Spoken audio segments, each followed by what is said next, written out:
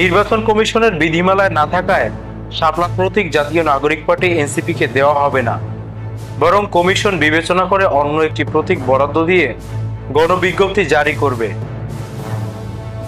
সোমবার 27 অক্টোবর রাজধানীর আগারগাঁওয়ের নির্বাচন ভবনে এক সংবাদ সম্মেলনে এ তথ্য জানিয়েছেন ইসির সিনিয়র সচিব আক্তার আহমেদ।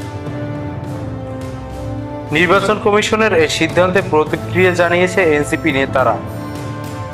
সেক্ষেত্রে কাদের সিদ্দিকীর কৃষক শ্রমিক জনতা পার্টির গামছা প্রতীক পাওয়ার প্রক্রিয়াটিকে নজির হিসেবে সামনে এনেছেন এনসিপির নেতারা। সোমবার এ নিয়ে নিজের ফেসবুক আইডিতে একটি পোস্ট দেন এনসিপির যুগ্ম মুখ্য সমন্বয়ক আরিফুর রহমান তুহিন।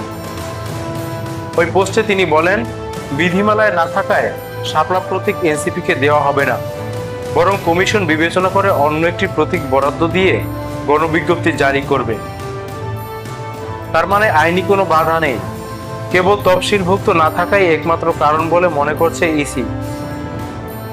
তিনি বলেন, কাদের সিদ্দিকী যখন তার দলের জন্য গামছা মার্কা চান, তখন ওটাও কমিশনের তফসিলে ছিল না।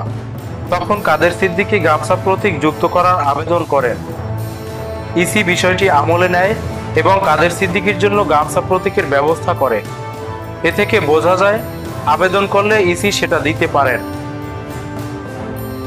এনসিপির আরেক নেতা মাহিন সরকার বলেন, কাদের সিদ্দিকীর গামছা মার্কাও নির্বাচন কমিশনের তফসিলে ছিল না, কিন্তু আবেদনের পরিপ্রেক্ষিতে কাদের সিদ্দিককে সেটা দেওয়া হয়েছিল। এনসিপির বেলায় এত কুতর্কের অবতারণা কেন হচ্ছে?